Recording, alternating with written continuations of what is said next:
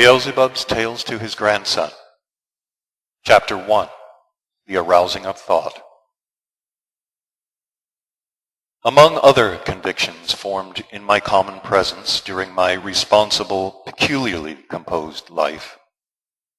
there is one such also an indubitable conviction that always and everywhere on the earth among people of every degree of development of understanding, of every form of manifestation, of the factors which engender in their individuality all kinds of ideals, there is acquired the tendency when beginning anything new, unfailingly to pronounce aloud, or if not aloud, at least mentally, that definite utterance understandable to every, even quite illiterate person, which in different epochs has been formulated variously and in our day is formulated in the following words. In the name of the Father, and of the Son, and in the name of the Holy Ghost. Amen. That is why I now also, setting forth on this venture quite new for me, namely authorship, begin by pronouncing this utterance, and moreover pronounce it not only aloud, but even very distinctly and with a full, as the ancient Toulousites defined it, wholly manifested intonation. Of course, with that fullness which can arise in my entirety only from data already formed and thoroughly rooted in me for such a manifestation, data which are in general formed in the nature of man, by the way, during his preparatory age, and later, during his responsible life, engender in him the ability for the manifestation of the nature and vivifyingness of such an intonation. Having thus begun, I can now be quite at ease, and should even, according to the notions of religious morality existing among contemporary people, be beyond all doubt assured that everything further in this new venture of mine will now proceed, as is said, like a pianola. In any case, I have begun just thus, and as to how the rest will go, I can only say meanwhile, as the blind man once expressed it, we shall see. First and foremost, I shall place my own hand, moreover the right one, which, although at the moment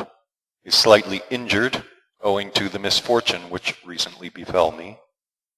is nevertheless really my own, and has never once failed me in all my life, on my heart. Of course also my own, but on the inconstancy or constancy of this part of all my whole, I do not find it necessary here to expatiate, and frankly confess that I myself have personally not the slightest wish to write, but attendant circumstances quite independent of me constrain me to do so, and whether these circumstances arose accidentally or were created intentionally by extraneous forces, I myself do not yet know. I know only that these circumstances bid me write not just anything so-so, as for instance something of the kind for reading oneself to sleep, but weighty and bulky tomes. However that may be, I begin. But begin with what? Oh, the devil! Will there indeed be repeated that same exceedingly unpleasant and highly strange sensation which it befell me to experience when about 3 weeks ago I was composing in my thoughts the scheme and sequence of the ideas destined by me for publication, and did not know then how to begin either? This sensation then experienced I might now formulate in the words only thus: the fear of drowning in the overflow of my own thoughts. To stop this undesirable sensation, I might then still have had recourse to the aid of that maleficent property existing also in me as in contemporary man, which has become inherent in all of us, and which enables us, without experiencing any remorse of conscience whatever, to put off anything we wish to do till tomorrow. I could then have done this very easily, because before beginning the actual writing, it was assumed that there was still lots of time. But this can now no longer be done, and I must, without fail, as is said, even though I burst, begin. But with what indeed begin? Hurrah! Eureka! Almost all the books I have happened to read in my life have begun with a preface. So in this case, I also must begin with something of the kind. I say of the kind because in general, in the process of my life, from the moment I began to distinguish a boy from a girl, I have always done everything, absolutely everything, not as it is done by other like myself, biped destroyers of nature's good. Therefore, in writing now, I ought, and perhaps am even on principle already obliged to begin not as any other writer would. In any case, instead of the conventional preface, I shall begin quite simply with a warning. Beginning with a warning will be very judicious of me, if only because it will not contradict any of my principles, either organic, psychic, or even willful, and will at the same time be quite honest. Of course, honest in the objective sense, because both I myself and all others who know me well expect with indubitable certainty that owing to my writings there will entirely disappear in the majority of readers immediately and not gradually, as must sooner or later with time occur to all people, all the wealth they have, which was either handed down to them by inheritance or obtained by their own labor in the form of quieting notions evoking only naive dreams, and also beautiful representations of their lives at present, as well as of their prospects in the future. Professional writers usually begin such introductions with an address to the reader, full of all kinds of bombastically magniloquent and, so to say, honeyed and inflated phrases. Just in this alone, I shall follow their example, and also begin with such an address. But I shall try not to make it very sugary as they usually do, owing particularly to their evil wiseacring by which they titillate the sensibilities of the more or less normal reader. Thus, my dear, highly honored, strong-willed, and of course very patient sirs, and my much esteemed, charming, and impartial ladies, forgive me, I have omitted the most important, and my in no wise hysterical ladies, I have the honor to inform you that although owing to circumstances that have arisen at one of the last stages of the process of my life,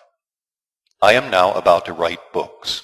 yet during the whole of my life I have never written not only not books or various what they are called instructive articles, but also not even a letter in which it has been unfailingly necessary to observe what is called grammaticality. And in consequence, although I am now about to become a professional writer, yet having had no practice at all, either in respect of all the established professional rules and procedures or in respect of what is called the bon ton literary language, I am constrained to write not at all as ordinary patented writers do, to the form of whose writing you have in all probability become as much accustomed as to your own smell. In my opinion, the trouble with you in the present instance is perhaps chiefly due to the fact that while still in childhood, there was implanted in you and has now become ideally well harmonized with your general psyche, an excellently working automatism for perceiving all kinds of new impressions, thanks to which blessing you have now, during your responsible life, no need of making any individual effort whatsoever. Speaking frankly, I inwardly, personally discern the center of my confession, not in my lack of knowledge of all the rules and procedures of writers, but in my non-possession of what I have called the bon ton literary language, infallibly required in contemporary life, not only from writers, but also from every ordinary mortal. As regards the former, that is to say, my lack of knowledge of the different rules and procedures of writers, I am not greatly disturbed. And I'm not greatly disturbed on this account, because such ignorance has already now become in the life of people, also in the order of things. Such a blessing arose and now flourishes everywhere on earth, thanks to that extraordinary new disease, of which for the last 20 to 30 years, for some reason or other, especially the majority of those persons from among all the three sexes fall ill, who sleep with half-open eyes and whose faces are in every respect fertile soil for the growth of every kind of pimple. This strange disease is manifested by this, that if the invalid is somewhat literate, and his rent is paid for 3 months in advance, he, she, or it unfailingly begins to write either some instructive article or a whole book. Well, knowing about this new human disease and its epidemical spread on earth, I, as you should understand, have the right to assume that you have acquired, as the learned medicos would say, immunity to it, and that you will therefore not be palpably indignant at my ignorance of the rules and procedures of writers. This understanding of mine bids me inwardly to make the center of gravity of my warning my ignorance of the literary language. In self-justification, and also perhaps to diminish the degree of censure in your waking consciousness of my ignorance of this language indispensable for contemporary life, I consider it necessary to say, with a humble heart and cheeks flushed with shame, that although I too was taught this language in my childhood, and even though certain of my elders who prepared me for responsible life constantly forced me, without sparing or economizing, any intimidatory means to learn by rote the host of various nuances which in their totality compose this contemporary delight, yet, unfortunately, of course for you, of all that I then learned by rote, nothing stuck and nothing whatsoever has survived for my present activities as a writer. And nothing stuck, as it was quite recently made clear to me, not through any fault of mine, nor through the fault of my former respected and non-respected teachers, but this human labor was spent in vain, owing to one unexpected and quite exceptional event which occurred at the moment of my appearance on God's earth, and which was, as a certain occultist well known in Europe explained to me after a very minute what is called psychophysico-astrological investigation, that at that moment, through the hole made in the window pane by our crazy lame goat, there poured the vibrations of sound which arose in the neighbor's house from an Edison phonograph.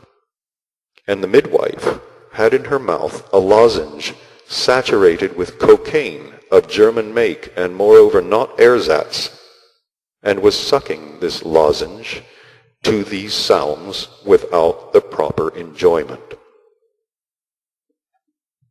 Besides, from this event, rare in the everyday life of people, my present position also arose because later on in my preparatory and adult life, as I must confess, I myself guessed, after long reflections according to the method of the German professor Herr Stumpfenschmausen,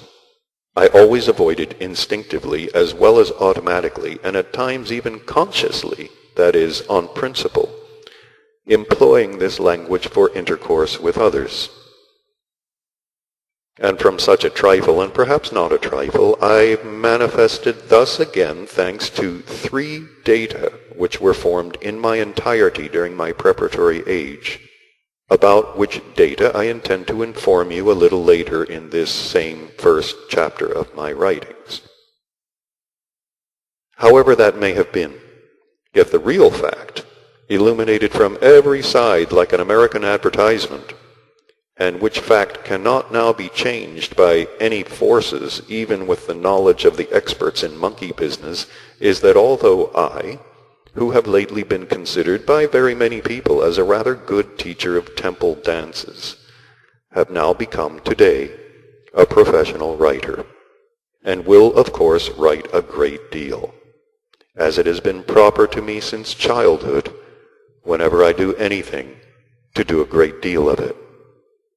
Nevertheless, not having, as you see, the automatically acquired and automatically manifested practice necessary for this, I shall be constrained to write all I have thought out in ordinary, simple, everyday language established by life, without any literary manipulations and without any grammarian wiseacrings. But the pot is not yet full, for I have not yet decided the most important question of all, in which language to write. Although I have begun to write in Russian, nevertheless, as the wisest of the wise, Mullah Nasruddin, would say, in that language you cannot go far. Mullah Nasruddin, as he is also called Hoja Nasruddin, is, it seems, little known in Europe and America, but he is very well known in all countries of the continent of Asia. This legendary personage corresponds to the American Uncle Sam, or the German Thiel Eulenspiegel. Numerous tales, popular in the East, akin to the wise sayings, some of long standing and others newly arisen, were ascribed and are still ascribed to this Nasruddin. The Russian language, it cannot be denied, is very good. I even like it, but only for swapping anecdotes and for use in referring to someone's parentage. The Russian language is like the English, which language is also very good, but only for discussing in smoking rooms while sitting on an easy chair with legs outstretched on another the topic of Australian frozen meat, or sometimes the Indian question. Both these languages are like the dish which is called in Moscow solyanka, and into which everything goes except you and me. In fact, everything you wish, and even the after-dinner chesma of Scheherazade. It must also be said that owing to all kinds of accidentally and perhaps not accidentally formed conditions of my youth, I have had to learn, and moreover very seriously, and of course always with self-compulsion, to speak, read, and write a great many languages, and to such a degree of fluency that if in following this profession unexpectedly forced on me by fate, I decided not to take advantage of the automatism which is acquired by practice, then I could perhaps write in any one of them. But if I set out to use judiciously this automatically acquired automatism which has become easy from long practice, then I should have to write either in Russian or in Armenian, because the circumstances of my life during the last 2 or 3 decades have been such that I have had, for intercourse with others, to use and consequently to have more practice in just these 2 languages, and to acquire an automatism in respect to them. Oh, the dickens! Even in such a case, one of the aspects of my peculiar psyche, unusual for the normal man, has now already begun to torment the whole of me. And the chief reason for this unhappiness of mine in my almost already mellow age results from the fact that since childhood there was implanted in my peculiar psyche, together with numerous other rubbish also unnecessary for contemporary life, such an inherency as always and in everything automatically enjoins the whole of me to act only according to popular wisdom. In the present case, as always in similar as yet indefinite life cases, there immediately comes to my brain, which is for me constructed unsuccessfully to the point of mockery,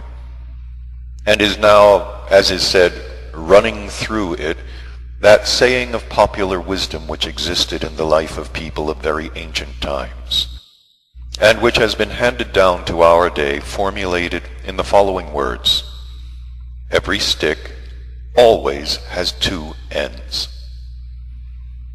In trying first to understand the basic thought and real significance hidden in this strange verbal formulation, there must, in my opinion, first of all, arise in the consciousness of every more or less sane-thinking man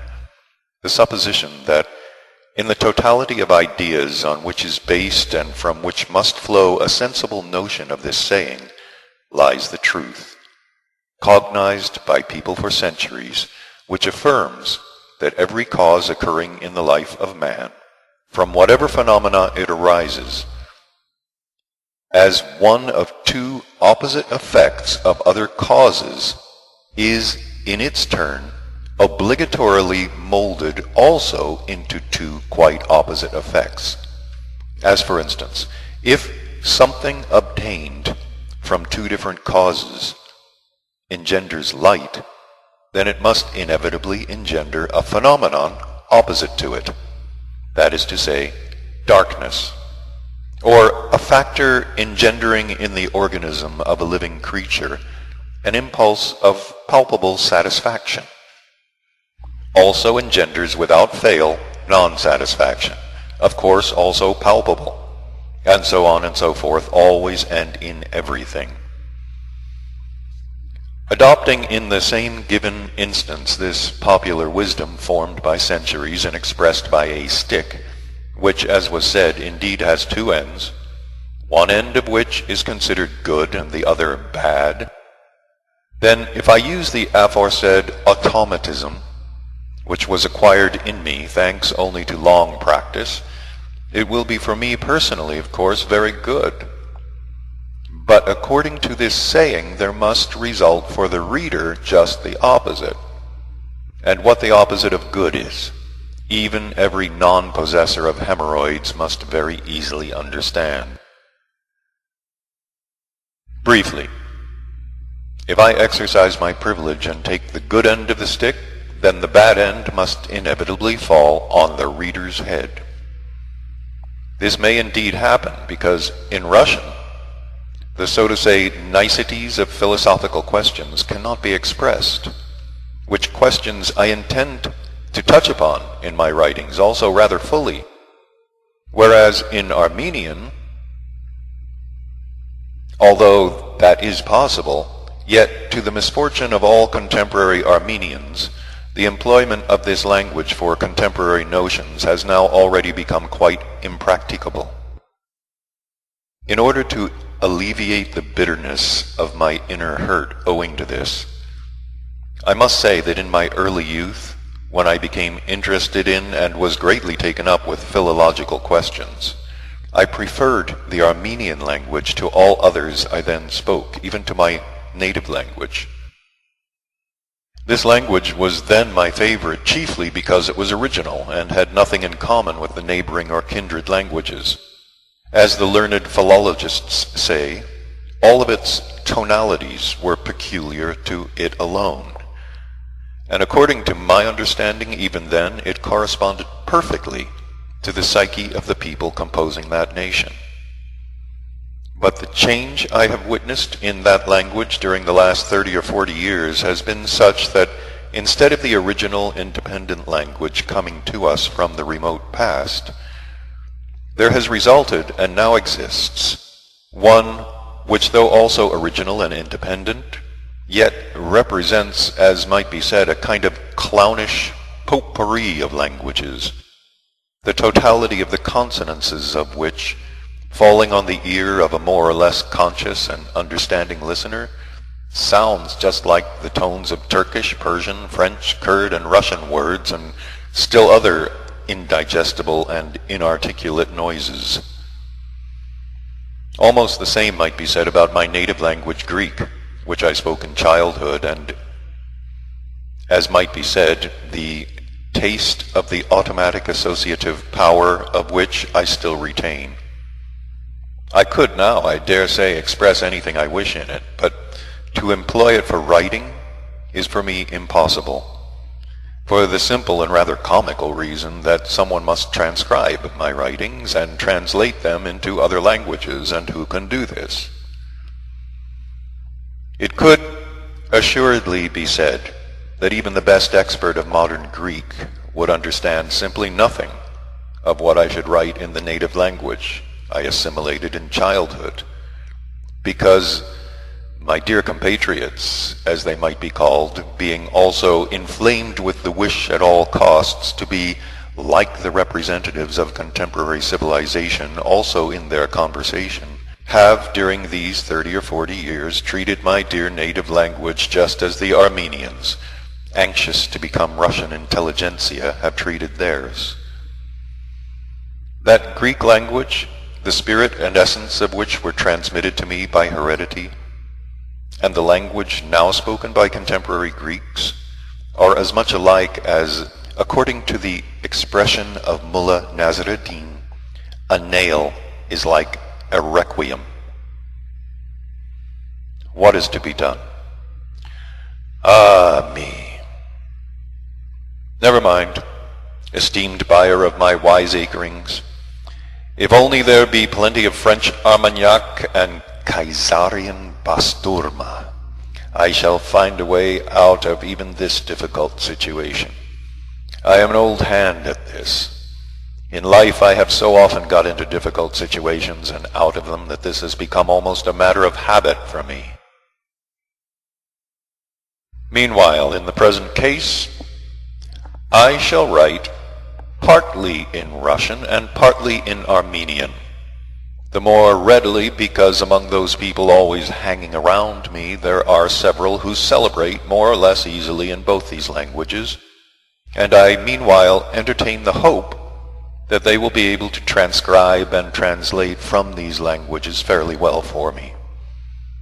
In any case, I again repeat, in order that you should well remember it, but not as you are in the habit of remembering other things and on the basis of which are accustomed to keeping your word of honor to others or to yourself, that no matter what language I shall use, always and in everything, I shall avoid what I have called the bon ton literary language. In this respect, the extraordinarily curious fact, and one even in the highest degree worthy of your love of knowledge, perhaps even higher than your usual conception, is that from my earliest childhood, that is to say, since the birth in me of the need to destroy birds' nests and to tease my friends' sisters, there arose in my, as the ancient theosophists called it, planetary body, and moreover, why I don't know, chiefly in the right half, an instinctively involuntary sensation which, right up to that period of my life when I became a teacher of dancing, was gradually formed into a definite feeling. And then, when thanks to this profession of mine I came in contact with many people of different types, there began to arise in me also the conviction,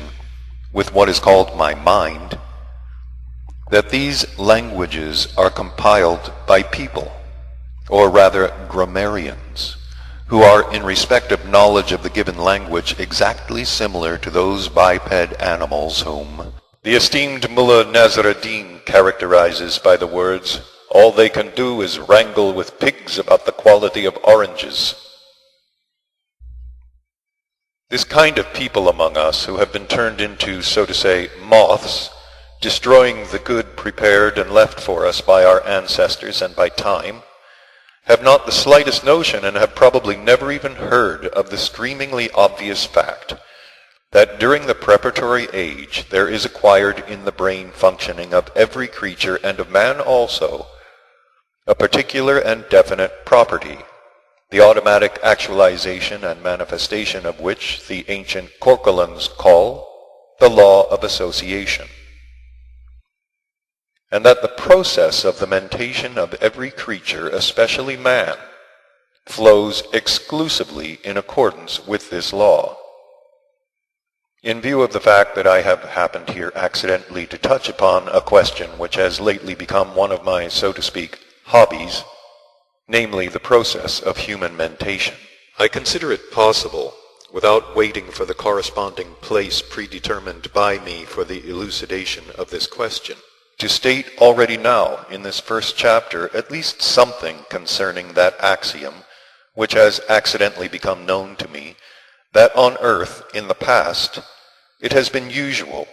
in every century that every man in whom there arises the boldness to attain the right to be considered by others and to consider himself a conscious thinker should be informed while still in the early years of his responsible existence that man has in general two kinds of mentation. One kind, mentation by thought, in which words, always possessing a relative sense, are employed, and the other kind, which is proper to all animals as well as to man, which I would call mentation by form. The second kind of mentation, that is, mentation by form, by which, strictly speaking, the exact sense of all writing must be also perceived, and after conscious confrontation with information already possessed, be assimilated, is formed in people in dependence upon the conditions of geographical locality, climate, time, and in general upon the whole environment in which the arising of the given man has proceeded, and in which his existence has flowed up to manhood. Accordingly, in the brains of people of different races and conditions dwelling in different geographical localities, there are formed about one and the same thing, or even idea, a number of quite independent forms, which during functioning, that is to say, association, evoke in their being some sensation or other which subjectively conditions a definite picturing, and which picturing is expressed by this, that, or the other word that serves only for its outer subjective expression. That is why each word for the same thing or idea almost always acquires for people of different geographical locality and race a very definite and entirely different, so to say, inner content. In other words, if in the entirety of any man who has arisen and been formed in any locality from the results of the specific local influences and impressions, a certain form has been composed, and this form evokes in him by association the sensation of a definite inner content, and consequently of a definite picturing or notion for the expression of which he employs one or another word which has eventually become habitual, and, as I have said, subjective to him. Then the hearer of that word, in whose being, owing to different conditions of his arising and growth, there has been formed concerning the given word a form of a different inner content, will always perceive and of course infallibly understand that same word in quite another sense. This fact, by the way, can with attentive and impartial observation be very clearly established when one is present at an exchange of opinions between persons belonging to different races, or who arose and were formed in different geographical localities. And so, cheerful and swaggering candidate for a buyer of my wiseacrings, having warned you that I am going to write not as professional writers usually write, but quite otherwise, I advise you, before embarking on the reading of my further expositions, to reflect seriously and only then to undertake it. If not, I am afraid for your hearing and other perceptive and also digestive organs, which may be already so thoroughly automatized to the literary language of the intelligentsia existing in the present period of time on earth, that the reading of these writings of mine might affect you very, very cacophonously, and from this you might lose your you-know-what. your appetite for your favorite dish, and for your psychic specificness, which particularly titillates your inside and which proceeds in you on seeing your neighbor, the brunette. For such a possibility ensuing from my language, or rather, strictly speaking, from the form of my mentation, I am, thanks to oft-repeated past experiences, already quite as convinced with my whole being as a thoroughbred donkey is convinced of the right and justice of his obstinacy. Now that I've warned you of what is most important, I am already tranquil about everything further. Even if any misunderstandings should arise on account of my writings, you alone will be entirely to blame, and my conscience will be as clear as, for instance, the ex-Kaiser Wilhelm's. In all probability you are now thinking that I am, of course, a young man with an auspicious exterior, and as some express it, a suspicious interior, and that as a novice in writing I am evidently intentionally being eccentric in the hopes of becoming famous and thereby rich. If you indeed think so, then you are very, very mistaken. First of all, I am not young. I have already lived so much that I have been in my life, as it is said, not only through the mill, but through all the grindstones. And secondly, I am in general not writing so as to make a career for myself, or so as to plant myself, as is said, firm-footedly, thanks to this profession, which I must add, in my opinion, provides many openings to become a candidate direct for hell, assuming, of course, that such people can in general by their being perfect themselves even to that extent, for the reason that, knowing nothing whatsoever themselves, they write all kinds of claptrap, and thereby automatically acquiring authority, they become almost one of the chief factors, the totality of which steadily continues year by year, still further to diminish the, without this, already extremely diminished psyche of people. And as regards my personal career, then thanks to all forces high and low, and if you like, even right and left, I have actualized it long ago, and have already long been standing on firm feet, and even maybe on very good feet. And I, moreover, am certain that their strength is sufficient for many more years, in spite of all my past, present, and future enemies. Yes, I think you might as well be told also about an idea that has only just arisen in my madcap brain, and namely, specially to request the printer, to whom I shall give my first book, to print this first chapter of my writings in such a way that anybody may read it before cutting the pages of the book itself. Whereupon, on learning that it is not written in the usual manner, that is to say, for helping to produce in one's mentation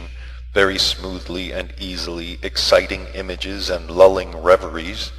he may, if he wishes, without wasting words with the bookseller, return it and get his money back. Money perhaps earned by the sweat of his own brow. I shall do this without fail, moreover because I just now again remember the story of what happened to a Transcaucasian Kurd, which story I heard in my quite early youth, and which in subsequent years, whenever I recalled it in corresponding cases, engendered in me an enduring and inextinguishable impulse of tenderness. I think it will be very useful for me, and also for you, if I relate this story to you somewhat in detail. It will be useful, chiefly, because I have decided already to make the salt, or, as contemporary pure-blooded Jewish businessmen would say, the tzimis of this story, one of the basic principles of that new literary form which I intend to employ for the attainment of the aim I am now pursuing by means of this new profession of mine. This Transcaucasian Kurd once set out from his village, on some business or other, to town, and there in the market he saw in a fruiterer's shop a handsomely arranged display of all kinds of fruit. In this display he noticed one fruit very beautiful in both color and form,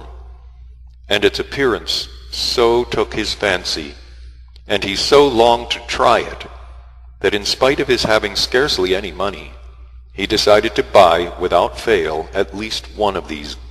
gifts of great nature, and taste it. Then, with intense eagerness, and with a courage not customary to him,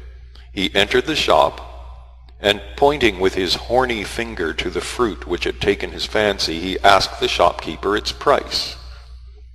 The shopkeeper replied that a pound of this fruit would cost 2 cents. Finding that the price was not at all high for what in his opinion was such a beautiful fruit, our Kurd decided to buy a whole pound. Having finished his business in town, he set off again on foot for home the same day.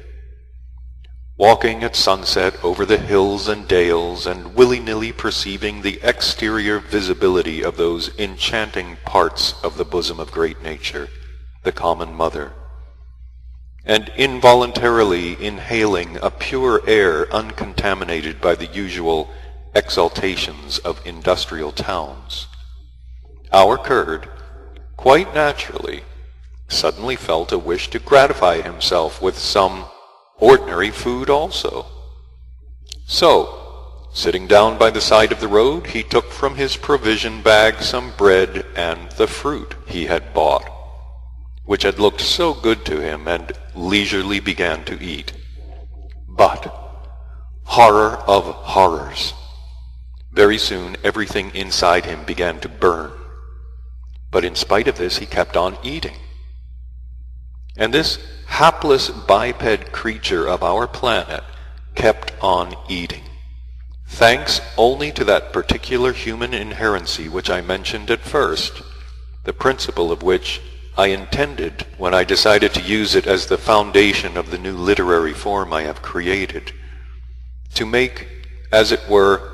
a guiding beacon leading me to one of my aims in view, and the sense and meaning of which, moreover, you will, I am sure, soon grasp, of course, according to the degree of your comprehension, during the reading of any subsequent chapter of my writings, if, of course, you take the risk and read further. Or it may perhaps be that even at the end of this first chapter you will already smell something. And so, just at the moment when our Kurd was overwhelmed by all the unusual sensations proceeding within him from this strange repast in the bosom of nature, there came along the same road a fellow villager of his,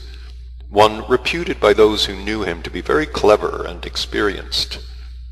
And seeing that the whole face of the Kurd was aflame, that his eyes were streaming with tears, and that in spite of this, as if intent upon the fulfillment of his most important duty, he was eating real red pepper pods, he said to him, "What are you doing, you Jericho jackass? You'll be burnt alive. Stop eating that extraordinary product, so unaccustomed for your nature." But our Kurd replied, "No, for nothing on earth will I stop. Didn't I pay my last 2 cents for them? Even if my soul departs from my body, I shall still go on eating." Whereupon, our resolute Kurd, it must of course be assumed that he was such, did not stop, but continued eating the red pepper pods. After what you have just perceived, I hope there may already be arising in your mentation a corresponding mental association which should, as a result, effectuate in you, as it sometimes happens to contemporary people, that which you call in general understanding, and that in the present case you will understand just why I, well knowing and having many a time commiserated with this human inherency,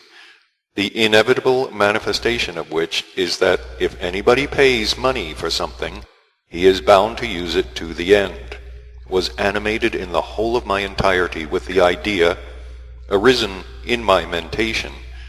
to take every possible measure in order that you, as is said, my brother in appetite and in spirit, in the event of your proving to be already accustomed to reading books, though of all kinds, yet nevertheless only those written exclusively in the aforesaid language of the intelligentsia, having already paid money for my writings and learning only afterwards that they are not written in the usual convenient and easily read language, should not be compelled as a consequence of the said human inherency to read my writings through to the end at all costs, as our poor Transcaucasian Kurd was compelled to go on with his eating of what he had fancied for its appearance alone, that not to be joked with noble red pepper. And so, for the purpose of avoiding any misunderstanding through this inherency, the data for which are formed in the entirety of contemporary man, thanks evidently to his frequenting of the cinema, and thanks also to his never missing an opportunity of looking into the left eye of the other sex, I wish that this commencing chapter of mine should be printed in the said manner, so that everyone can read it through without cutting the pages of the book itself. Otherwise the bookseller will, as is said, cavil, and will without fail again turn out to act in accordance with the basic principle of booksellers in general, formulated by them in the words, "You'll be more of a simpleton than a fisherman if you let go of a fish which has swallowed the bait," and will decline to take back a book whose pages you have cut. I have no doubt of this possibility. Indeed, I fully expect such lack of conscience on the part of the booksellers. And the data for the engendering of my certainty as to this lack of conscience on the part of these booksellers were completely formed in me when, while I was a professional Indian fakir, I needed, for the complete elucidation of a certain ultra-philosophical question,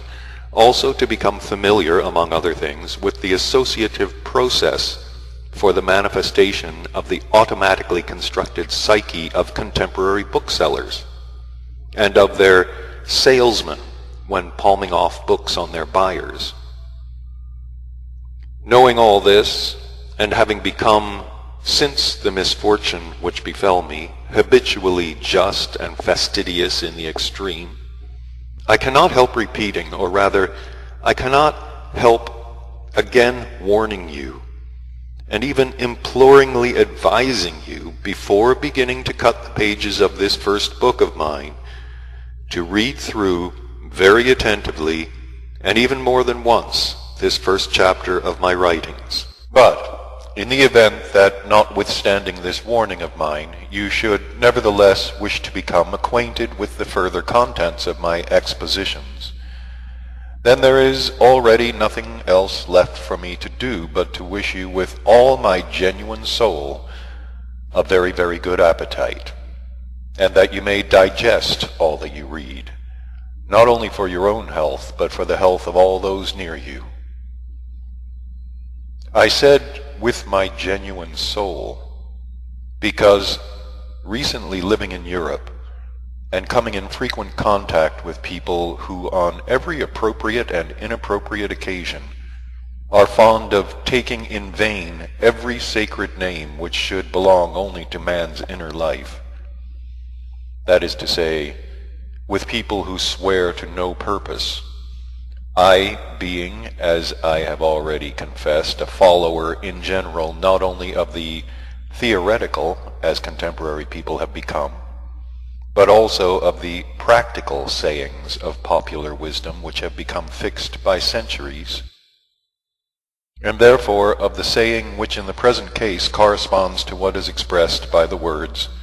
"When you are in Rome, do as Rome does," decided, in order not to be out of harmony with the custom established here in Europe of swearing in ordinary conversation, and at the same time to act according to the commandment which was enunciated by the holy lips of Saint Moses, not to take the holy names in vain, to make use of one of those examples of the newly baked fashionable languages of the present time, namely English,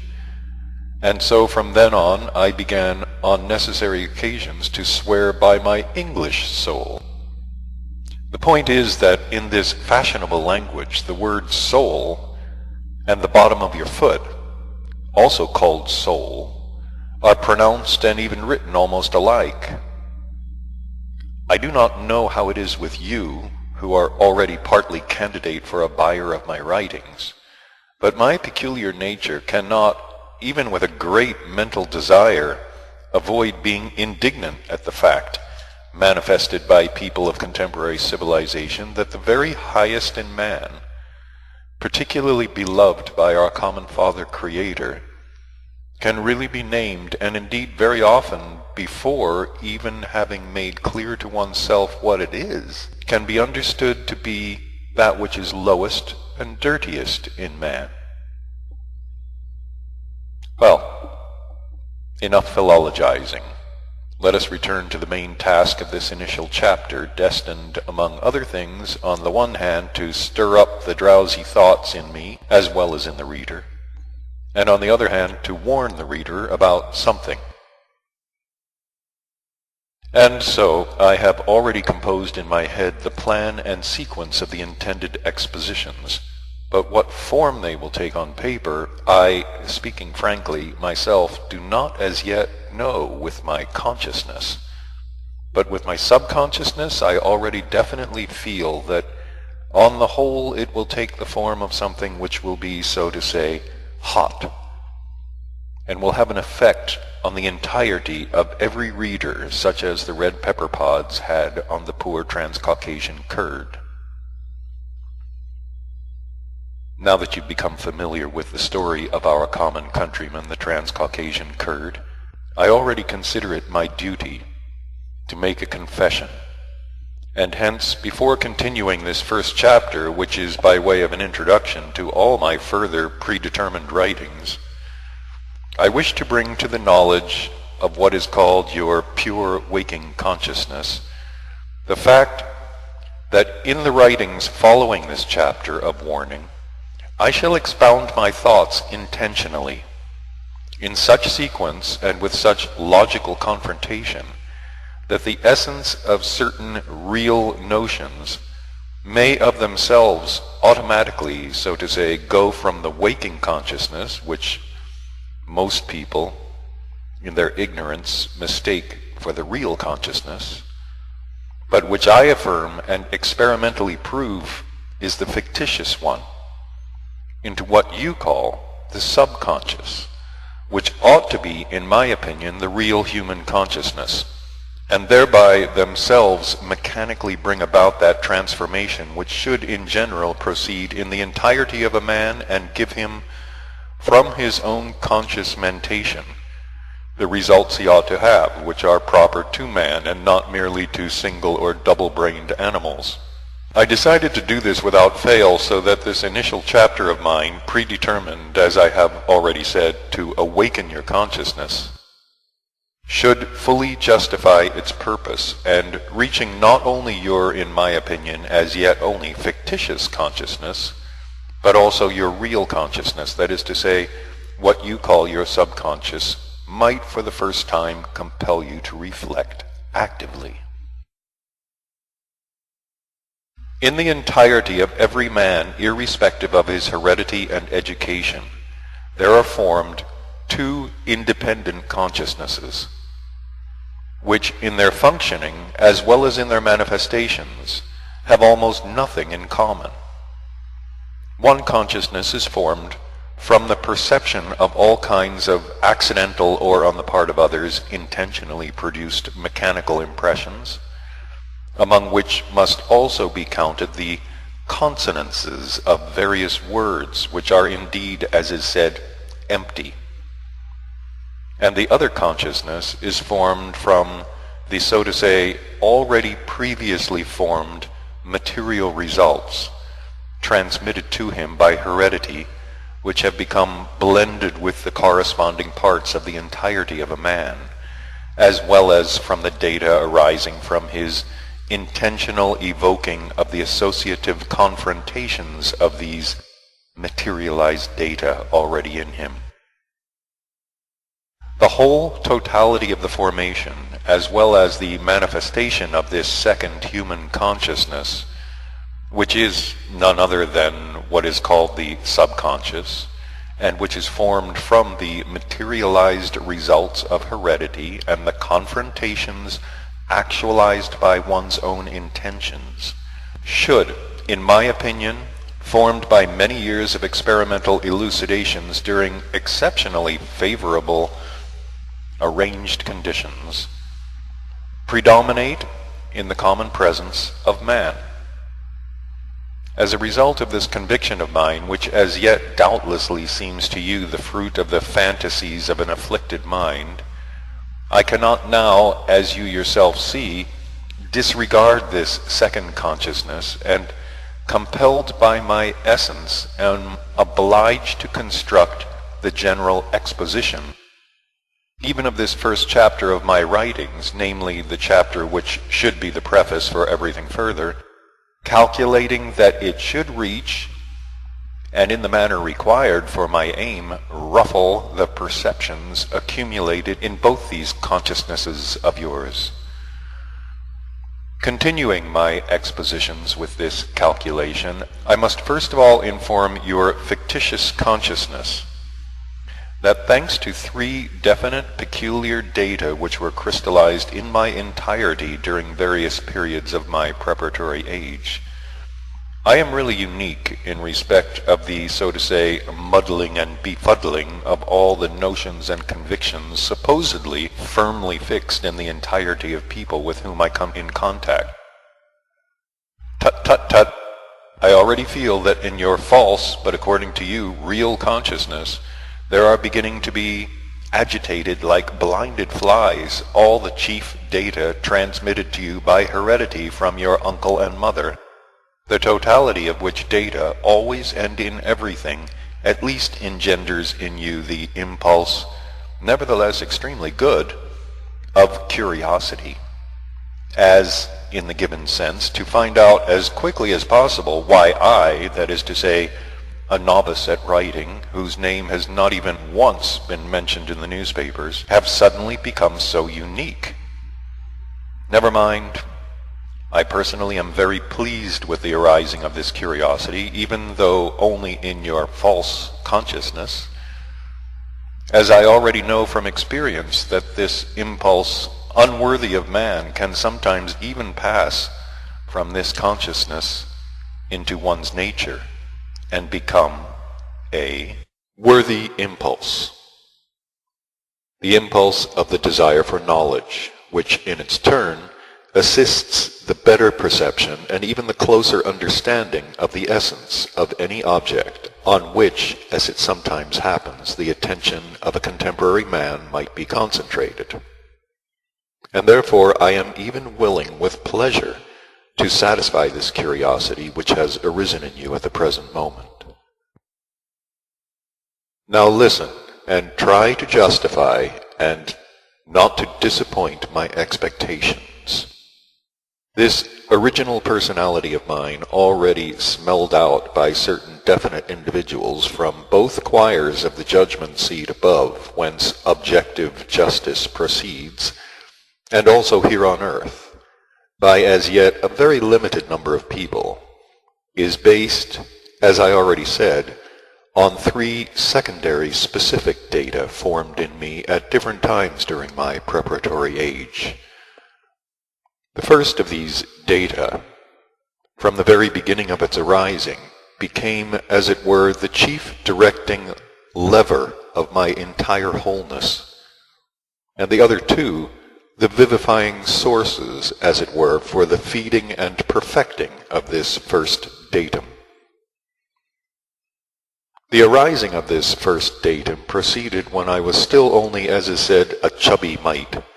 My dear, now deceased grandmother was then still living, and was 100 and some years old. When my grandmother, may she attain the kingdom of heaven, was dying, my mother, as was then the custom, took me to her bedside, and as I kissed her right hand, my dear now deceased grandmother placed her dying left hand on my head. and in a whisper, yet very distinctly said, "Eldest of my grandsons, listen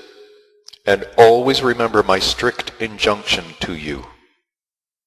In life, never do as others do." Having said this, she gazed at the bridge of my nose, and evidently noticing my perplexity and my obscure understanding of what she had said, added, somewhat angrily and imposingly, "Either do nothing, just go to school, or do something nobody else does." Whereupon she immediately, without hesitation, and with a perceptible impulse of disdain for all around her, and with commendable self-cognizance, gave up her soul directly into the hands of his truthfulness, the Archangel Gabriel. I think it will be interesting and even instructive to you to know that all this made so powerful an impression on me at that time that I suddenly became unable to endure anyone around me. And therefore, as soon as we left the room where the mortal planetary body of the cause of my arising lay, I very quietly, trying not to attract attention, stole away to the bin where during Lent the bran and potato skins for our sanitarians, that is to say our pigs, were stored, and lay there, without food or drink, in a tempest of whirling and confused thoughts, of which, fortunately for me, I had then in my childish brain still only a very limited number, right until the return from the cemetery of my mother, whose weeping on finding me gone, and after searching for me in vain, as it were, overwhelmed me.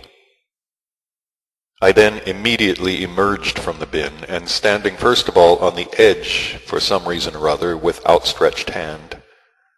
ran to her, and clinging fast to her skirts,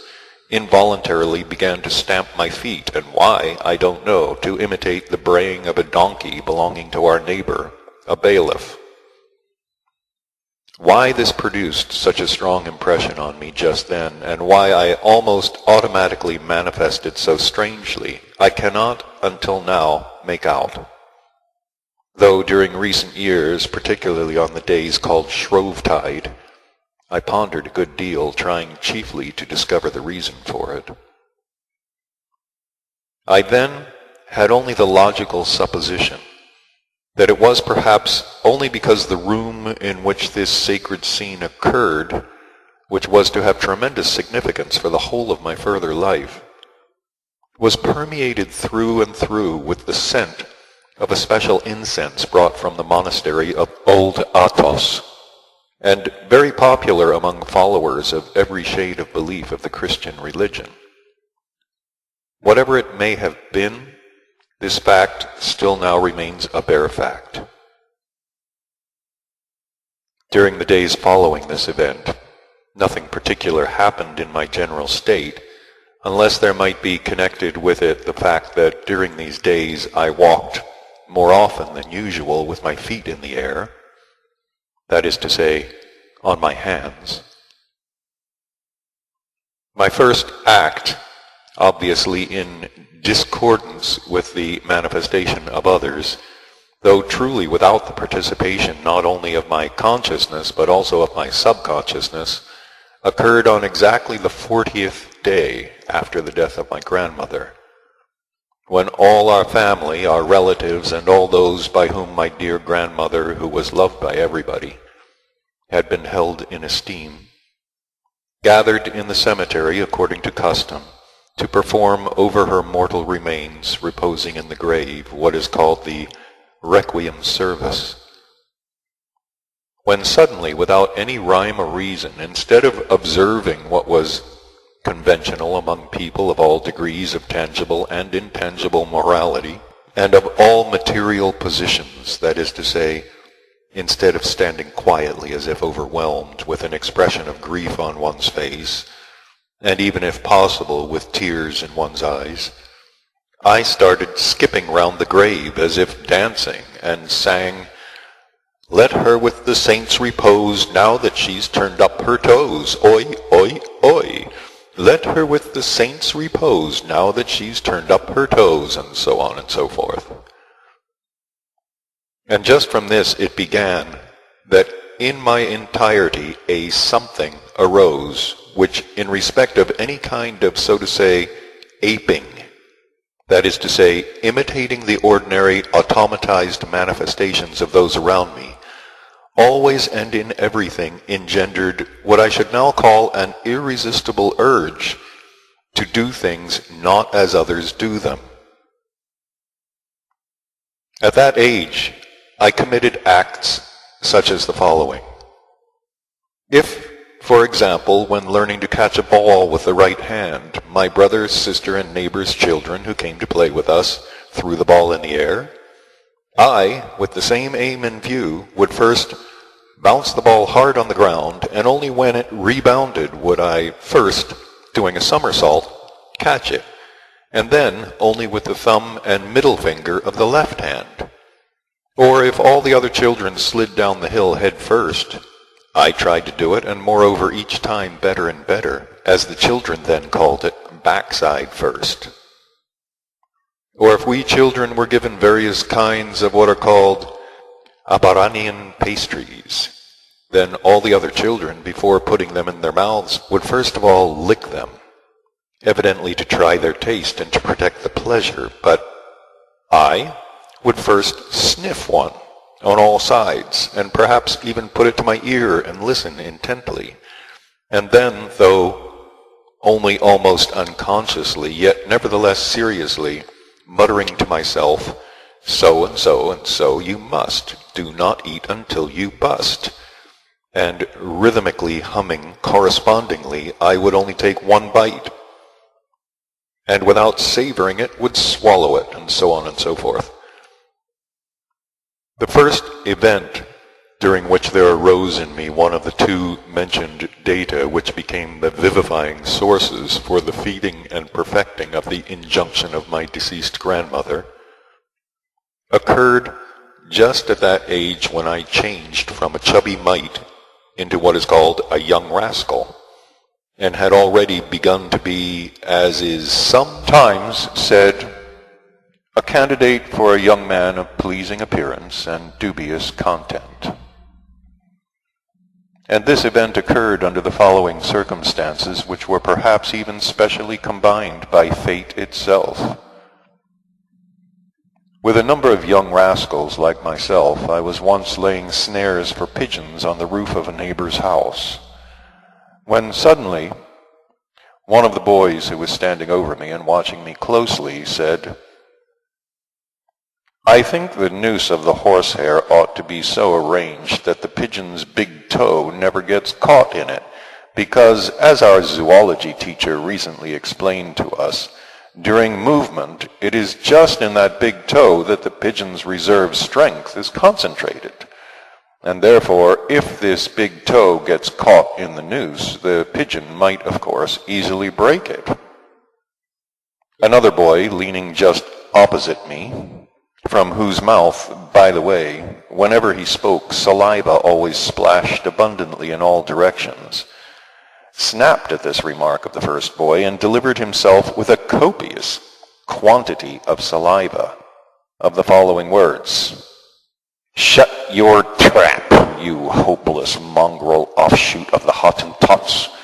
What an abortion you are, just like your teacher.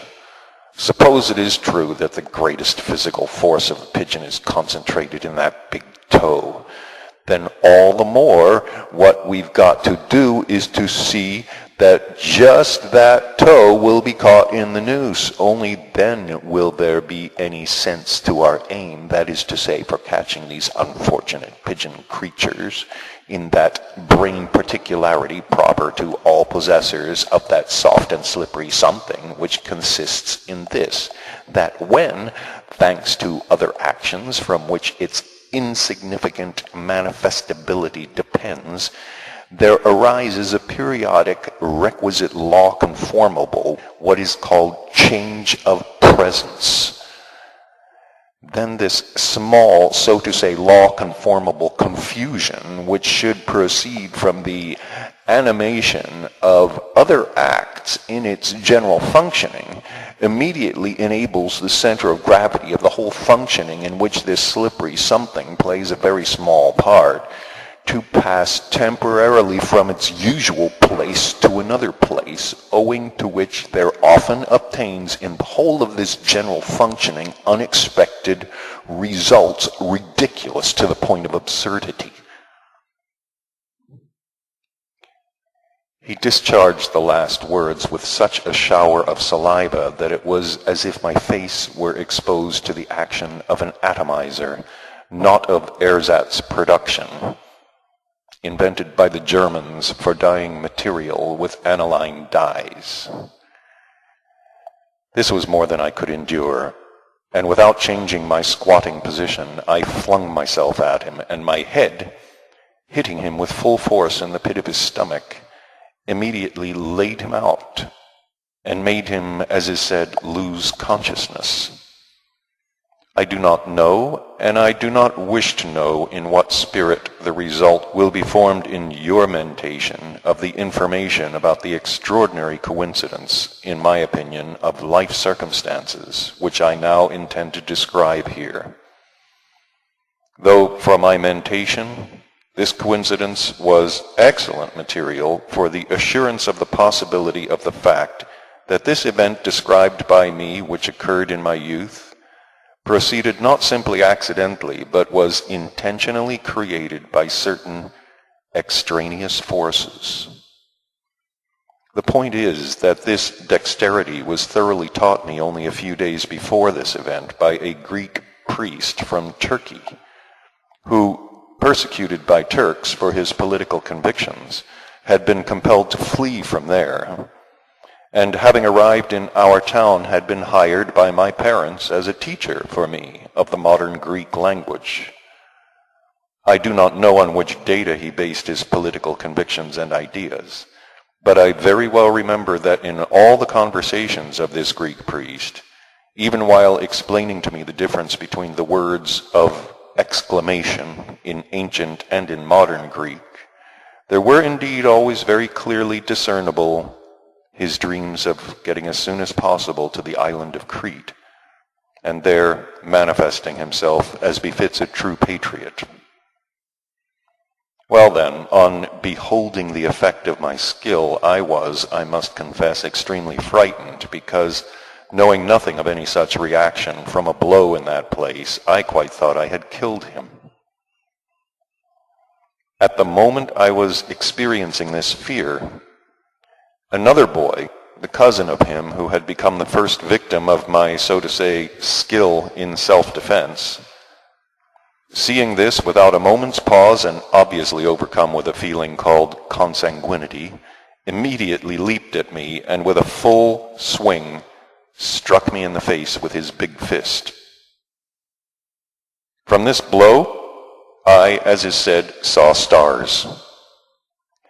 And at the same time my mouth became as full as if it had been stuffed with the food necessary for the artificial fattening of 1,000 chickens. After a little time, when both these strange sensations had calmed down within me, I then actually discovered that some foreign substance was in my mouth, and when I pulled it out with my fingers,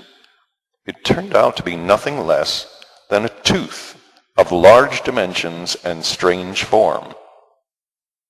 Seeing me staring at this extraordinary tooth, all the boys swarmed around me and also began to stare at it with great curiosity and in a strange silence. By this time, the boy who had been laid out flat recovered, and picking himself up, also began to stare at my tooth with the other boys as if nothing had happened to him. This strange tooth had 7 shoots, and at the end of each of them, there stood out in relief a drop of blood, and through each separate drop there shone clearly and definitely one of the 7 aspects of the manifestation of the white ray. After this silence, unusual for us young rascals, the usual hubbub broke out again, and in this hubbub it was decided to go immediately to the barber, a specialist in extracting teeth, and to ask him just why this tooth was like that. So we all climbed down from the roof and went off to the barber's, and I, as the hero of the day, stalked at the head of them all. The barber, after a casual glance, said it was simply a wisdom tooth, and that all those of the male sex have one like it, who, until they first exclaim "Papa" and "Mama," are fed on milk exclusively from their own mother, and who on first sight are able to distinguish, among other faces, the face of their own father. As a result of the whole totality of the effects of this happening, at which time my poor wisdom tooth became a complete sacrifice, not only did my consciousness begin, from that time on, constantly absorbing, in connection with everything,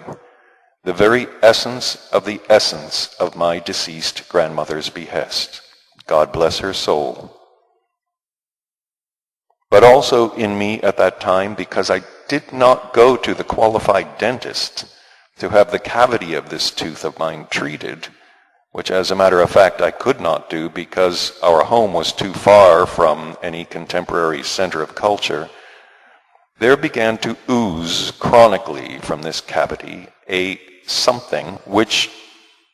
as it was only recently explained to me by a very famous meteorologist with whom I chanced to become, as is said, bosom friends, owing to frequent meetings in the Parisian night restaurant of Montmartre, had the property of arousing an interest in and a tendency to seek out the causes of the arising of every suspicious actual fact. And this property, not transmitted to my entirety by heredity, gradually and automatically led to my ultimately becoming a specialist in the investigation of every suspicious phenomenon which, as it so often happened, came my way. This property, newly formed in me after this event, when I, of course,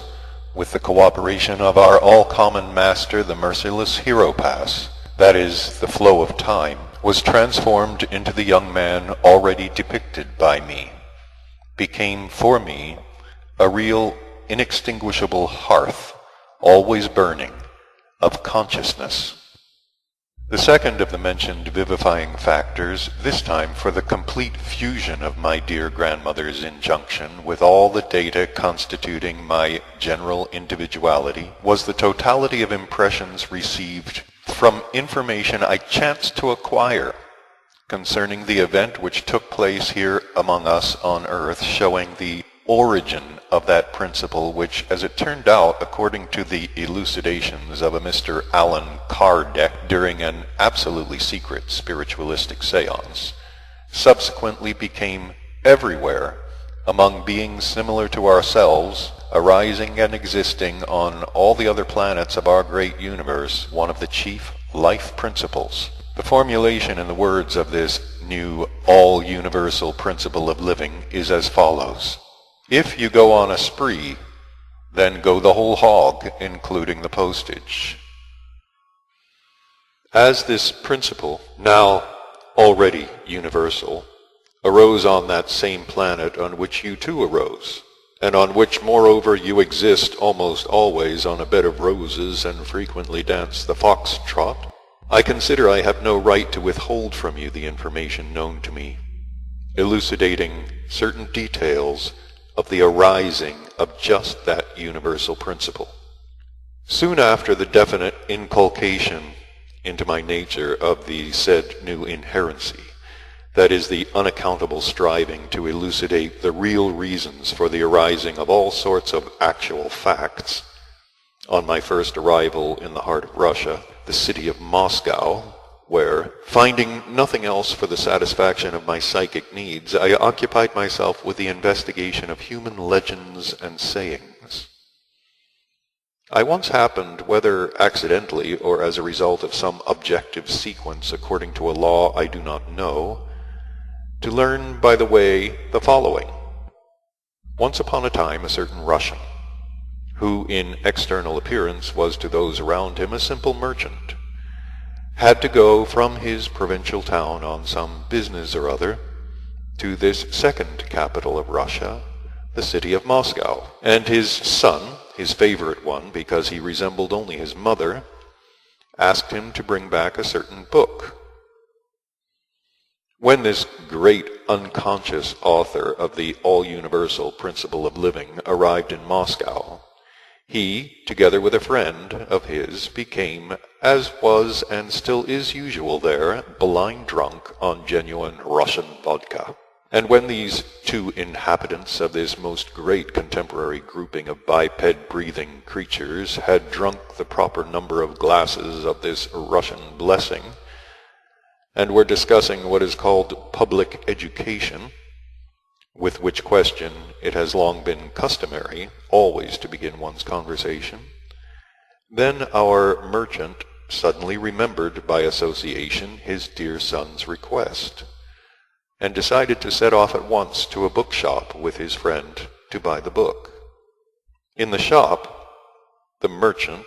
looking through the book he had asked for and which the salesman handed him, asked its price. The salesman replied that the book was 60 kopecks. Noticing that the price marked on the cover of the book was only 45 kopecks, our merchant first began pondering in a strange manner, in general unusual for Russians, and afterwards making a certain movement of his shoulders, straightening himself up almost like a pillar, and throwing out his chest like an officer of the guards, said, after a little pause, very quietly, but with an intonation in his voice expressing great authority, "But it is marked 45 kopecks. Why do you ask 60? Thereupon the salesman, making, as is said, the oleaginous face proper to all salesmen, replied that the book indeed cost only 45 kopecks, but had to be sold at 60 because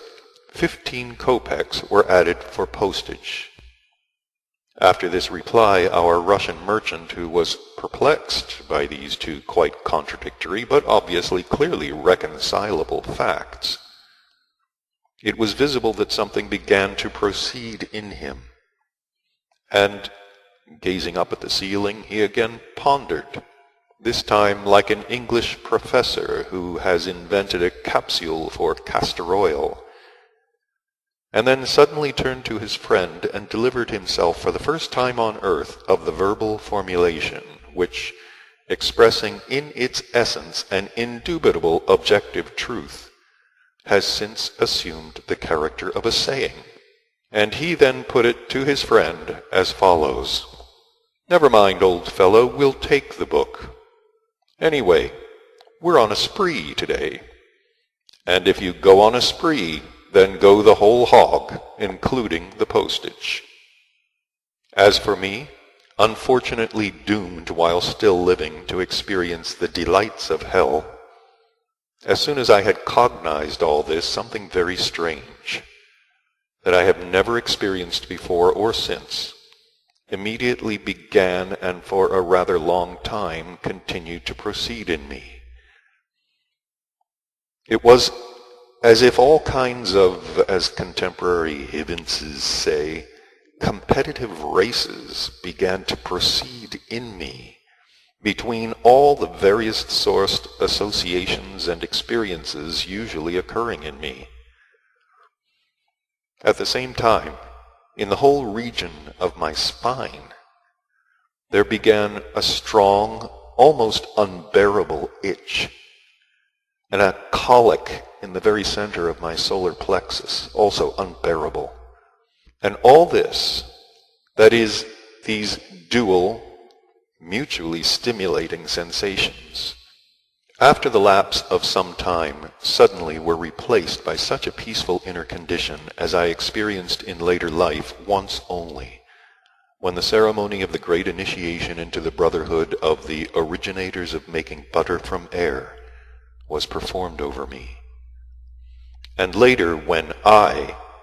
that is, this something unknown of mine, which in ancient times one crank, called by those around him, as we now also call such persons, a learned man, defined as a relatively transferable arising depending on the quality of the functioning of thought, feeling, and organic automatism. And according to the definition of another also ancient and renowned learned man, the Arabian Mal-el-Lel, which definition, by the way, was in the course of time borrowed and repeated in a different way by a no less renowned and learned Greek Xenophon, the compound result of consciousness, subconsciousness, and instinct. So when this same I, in this condition, turned my dazed attention inside myself, then firstly,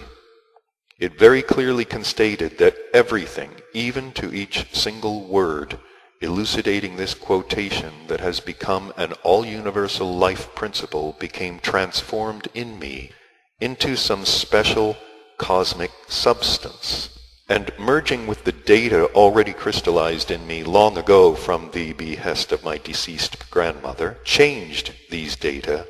into a something.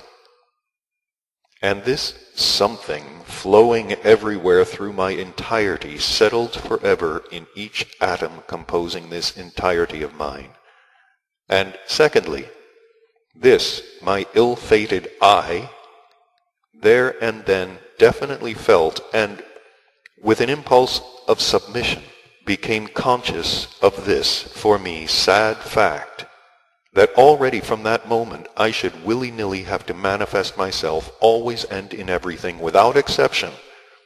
according to this inherency formed in me, not in accordance with the laws of heredity, nor even by the influence of surrounding circumstances, but arising in my entirety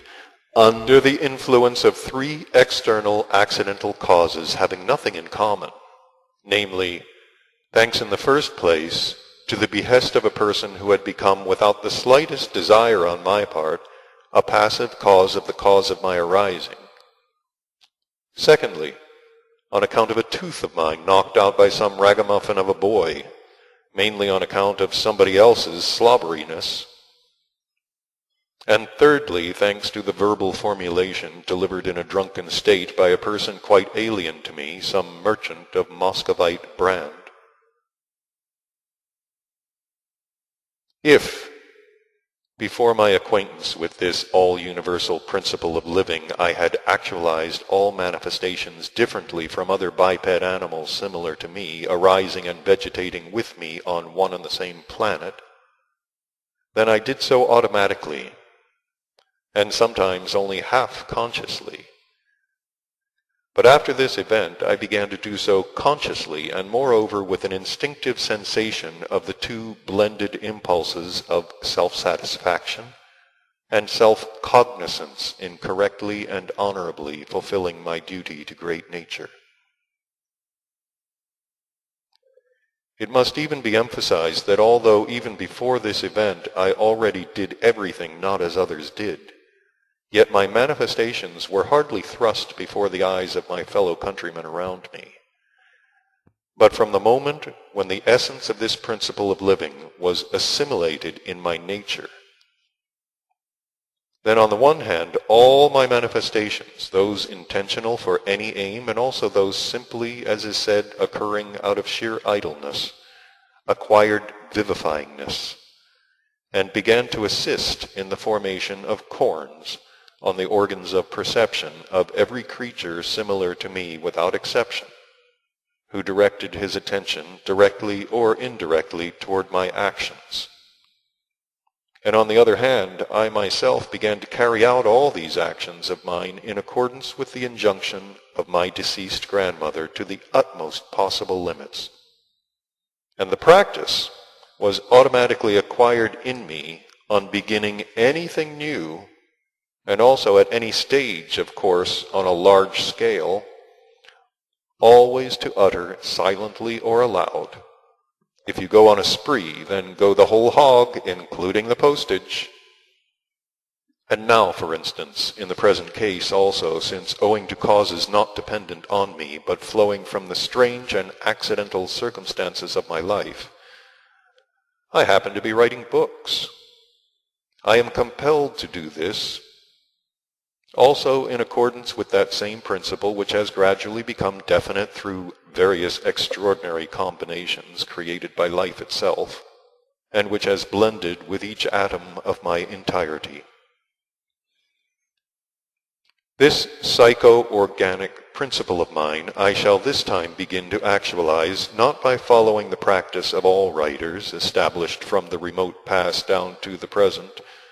of taking as the theme of their various writings the events which have supposedly taken place or are taking place on earth, but shall take instead as the scale of events for my writings the whole universe. Thus, in the present case also, if you take, then take. That is to say, if you go on a spree, then go the whole hog, including the postage. Any writer can write within the scale of the earth, but I am not any writer. Can I confine myself merely to this, in the objective sense, paltry earth of ours? To do this, that is to say, to take for my writings the same themes as in general other writers do, I must not, even if only because what our learned spirits affirm might suddenly indeed prove true, and my grandmother might learn of this, and do you understand what might happen to her, to my dear beloved grandmother? Would she not turn in her grave? Not once, as is usually said, but as I understand her, especially now when I can already quite skillfully enter into the position of another, she would turn so many times that she would almost be transformed into an Irish weathercock. Please, reader, do not worry. I shall, of course, also write of the earth,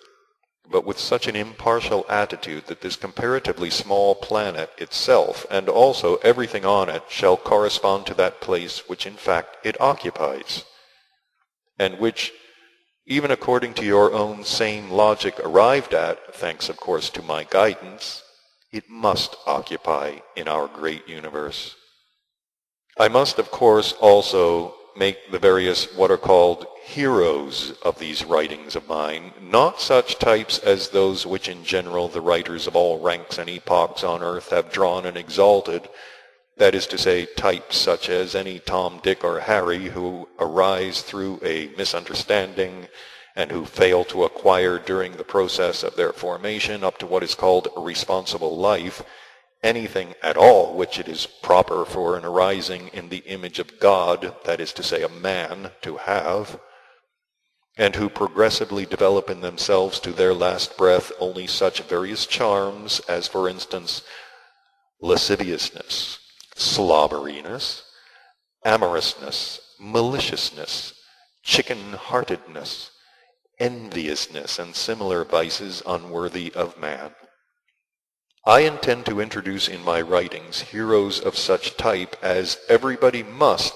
as is said, willy-nilly sense with his whole being as real, and about whom in every reader data must inevitably be crystallized for the notion that they are indeed somebody, and not merely just anybody. During the last weeks, while lying in bed, my body quite sick, I mentally drafted a summary of my future writings and thought out the form and sequence of their exposition.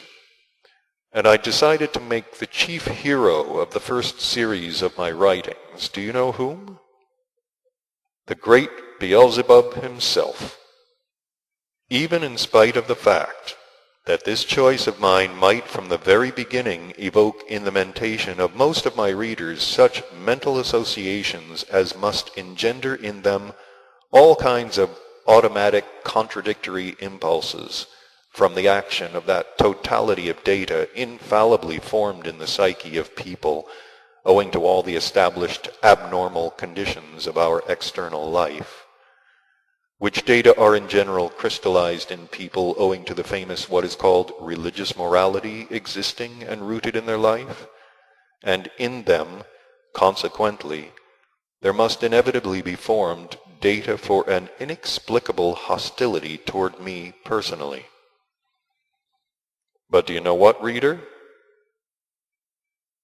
In case you decide, despite this warning, to risk continuing to familiarize yourself with my further writings, and you try to absorb them always with an impulse of impartiality, and to understand the very essence of the questions I have decided to elucidate,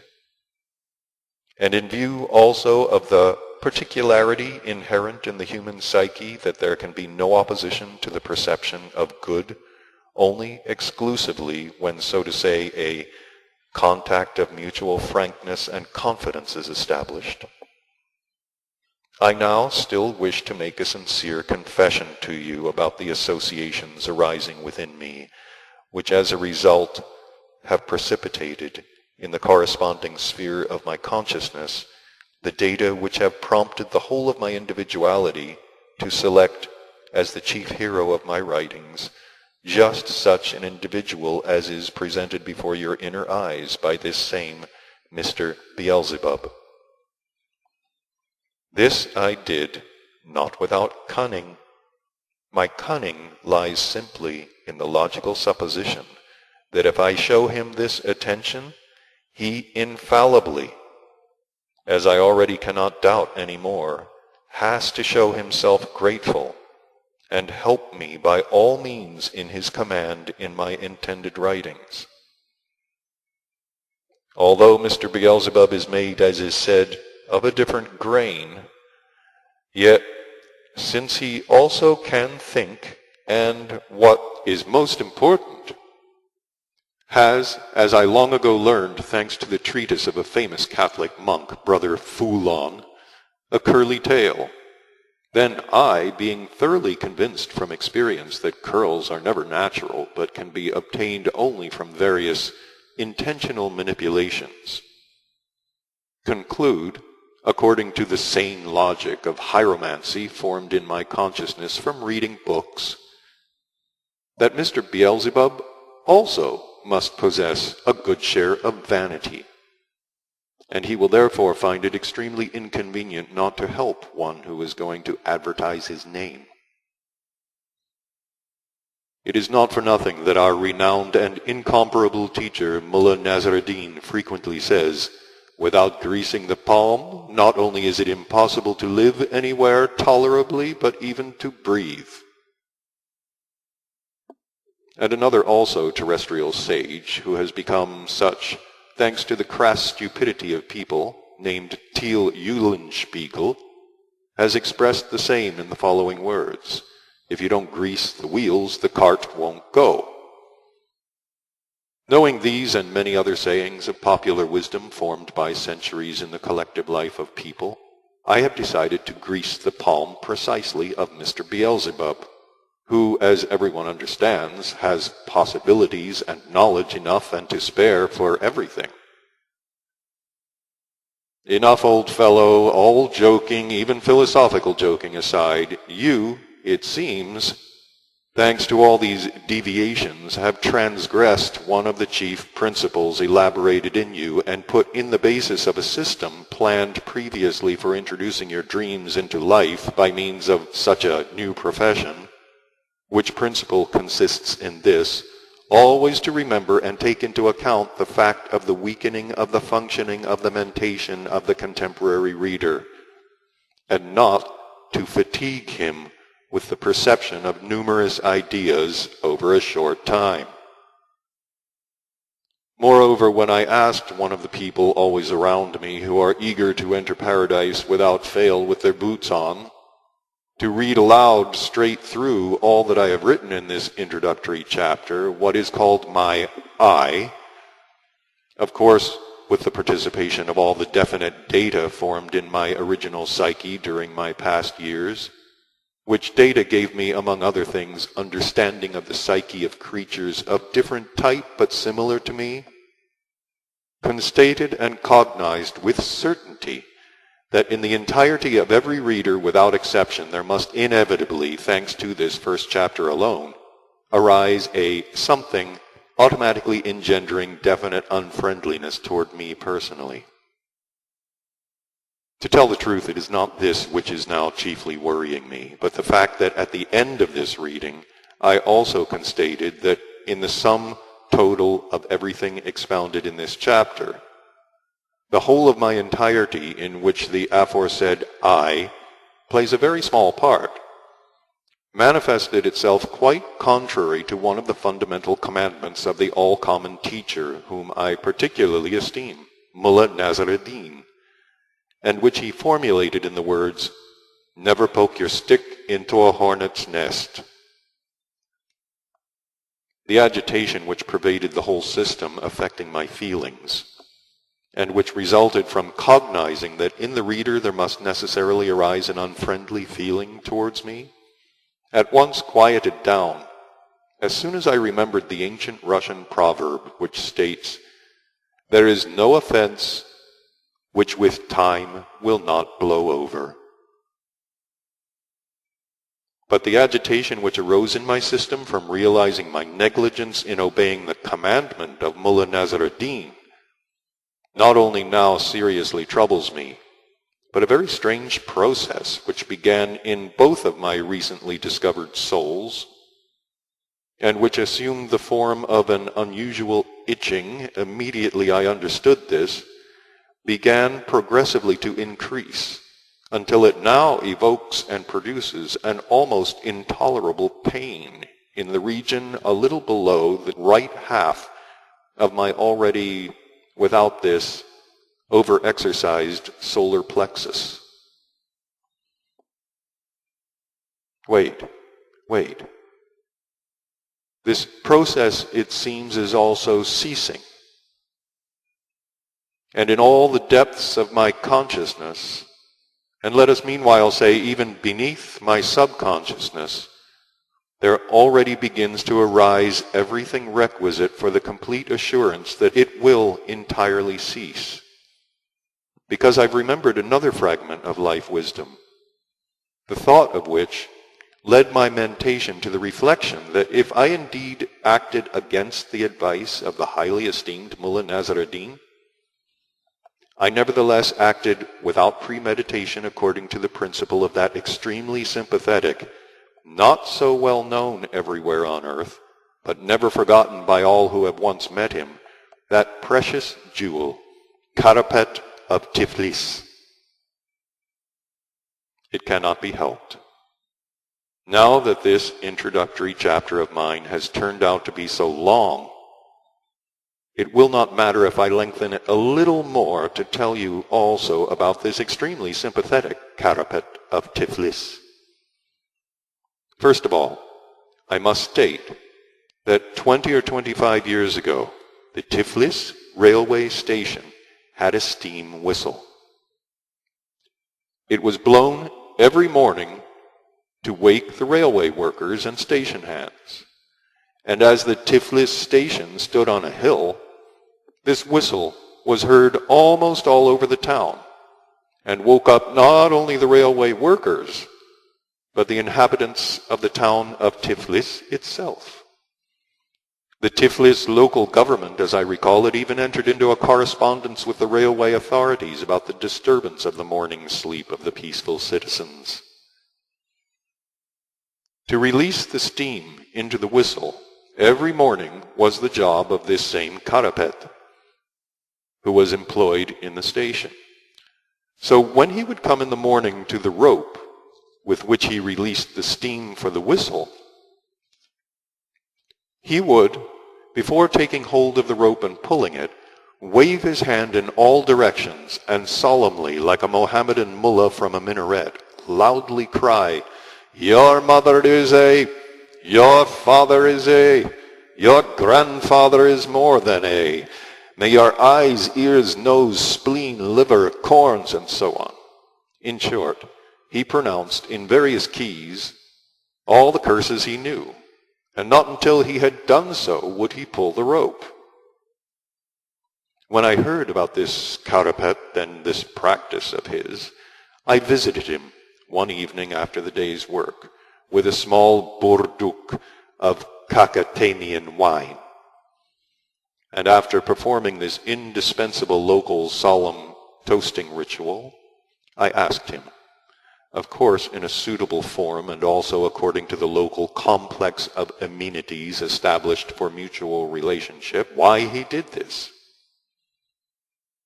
Having emptied his glass at a draught, and having once sung the famous Gregorian song, "Little did we tipple," inevitably sung when drinking, he leisurely began to answer as follows. As you drink wine not as people do today, that is to say, not merely for appearance, but in fact honestly, then this already shows me that you do not wish to know about this practice of mine out of curiosity, like our engineers and technicians, but really owing to your desire for knowledge. And therefore I wish, and even consider it my duty, sincerely to confess to you the exact reason of these inner, so to say, scrupulous considerations of mine which led me to this, and which little by little instilled in me such a habit. He then related the following. Formerly, I used to work in this station at night, cleaning the steam boilers. But when this steam whistle was brought here, the station master, evidently considering my age and incapacity for heavy work I was doing, ordered me to occupy myself only with the releasing of the steam into the whistle, for which I had to arrive punctually every morning and evening. The first week of this new service, I once noticed that after performing this duty of mine, I felt for an hour or two vaguely ill at ease. But when this strange feeling, increasing day by day, ultimately became a definite instinctive uneasiness, from which even my appetite for makoch disappeared, I began from then on always to think and think in order to find out the cause of this. I thought about it all particularly intensely for some reason or other while going to and coming from my work. But however hard I tried, I could make nothing whatsoever even approximately clear to myself. It thus continued for almost 2 years, and finally, when the calluses on my palms had become quite hard from the rope of the steam whistle, I quite accidentally and suddenly understood why I experienced this uneasiness. The shock for my correct understanding, as a result of which there was formed in me concerning this an unshakable conviction, was a certain exclamation I accidentally heard under the following rather peculiar circumstances. One morning when I had not had enough sleep, having spent the first half of the night at the christening of my neighbor's 9th daughter, and the other half in reading a very interesting and rare book I had by chance obtained, and which was entitled Dreams and Witchcraft. As I was hurrying on my way to release the steam, I suddenly saw at the corner a barber surgeon I knew, belonging to the local government service, who beckoned me to stop. The duty of this barber surgeon friend of mine consisted in going at a certain time through the town accompanied by an assistant with a specially constructed carriage, and seizing all the stray dogs whose collars were without the metal plates distributed by the local authorities on payment of the tax, and taking these dogs to the municipal slaughterhouse, where they were kept for 2 weeks at municipal expense, feeding on the slaughterhouse offal. If on the expiration of this period the owners of the dogs had not claimed them and paid the established tax, then these dogs were, with a certain solemnity,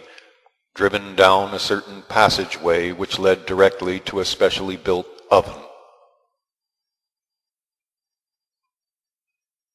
After a short time from the other end of this famous salutary oven, there flowed, with a delightful gurgling sound, a definite quantity of pellucid and ideally clean fat, to the profit of the fathers of our town for the manufacture of soap. and also perhaps of something else, and with a purling sound no less delightful to the ear, there poured out also a fair quantity of very useful substance for fertilizing. This barber surgeon friend of mine proceeded in the following simple and admirably skillful manner to catch the dogs. He somewhere obtained a large, old, and ordinary fishing net, which during these peculiar excursions of his for the general human welfare through the slums of our town, he carried, arranged in a suitable manner on his strong shoulders, and when a dog, without its passport, came within the sphere of his all-seeing and, for all the canine species, terrible eye, he, without haste and with the softness of a panther, would steal up closely to it, and seizing a favorable moment when the dog was interested and attracted by something it noticed, cast his net on it and quickly entangled it. And later, rolling up the carriage, he disentangled the dog in such a way that it found itself in the cage attached to the carriage. Just when my friend the barber surgeon beckoned me to stop, he was aiming to throw his net at the opportune moment at his next victim, which at that moment was standing wagging his tail and looking at a bitch. My friend was just about to throw his net when suddenly the bells of a neighboring church rang out, calling the people to early morning prayers. At such an unexpected ringing in the morning quiet, the dog took fright and, springing aside, flew off like a shot down the empty street at his full canine velocity. Then the barber surgeon, so infuriated by this that his hair, even beneath his armpits, stood on end, flung his net on the pavement, and spitting over his left shoulder, loudly exclaimed, "Oh, hell! What a time to ring!" As soon as the exclamations of the barber surgeon reached my reflecting apparatus, there began to swarm in it various thoughts which ultimately led, in my view, to the correct understanding of just why there proceeded in me the aforesaid instinctive uneasiness. The first moment after I had understood this, there even arose a feeling of being offended at myself that such a simple and clear thought had not entered my head before. I sensed with the whole of my being that my effect on the general life could produce no other result than that process which had all along proceeded in me. And indeed everyone awakened by the noise I make with the steam whistle, which disturbs his sweet morning slumbers, must without doubt curse me by everything under the sun, just me, the cause of this hellish row. And thanks to this, there must of course certainly flow towards my person from all directions vibrations of all kinds of malice. On that significant morning, when after performing my duties, I, in customary mood of depression, was sitting in a neighboring dukkan and eating hachi with garlic, I, continuing to ponder, came to the conclusion that if I should curse beforehand all those to whom my service for the benefit of certain among them might seem disturbing, then, according to the explanation of the book I had read the night before, however much all those, as they might be called, who lie in the sphere of idiocy, that is, between sleep and drowsiness, might curse me, it would have, as explained in that same book, no effect on me at all. And in fact, since I began to do so, I no longer feel the said instinctive uneasiness. Well now, patient reader, I must really conclude this opening chapter. It has now only to be signed, he who... Stop. Misunderstanding formation. With a signature there must be no kidding. Otherwise the same will be done to you as once before in one of the empires of Central Europe when you were made to pay 10 years' rent for a house you occupied only for 3 months. merely because you had set your hand to a paper undertaking to renew the contract for the house each year.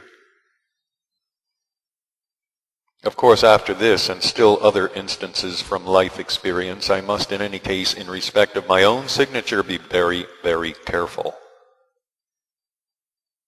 Very well then. He who in childhood was called Tatak, in early youth, Darky,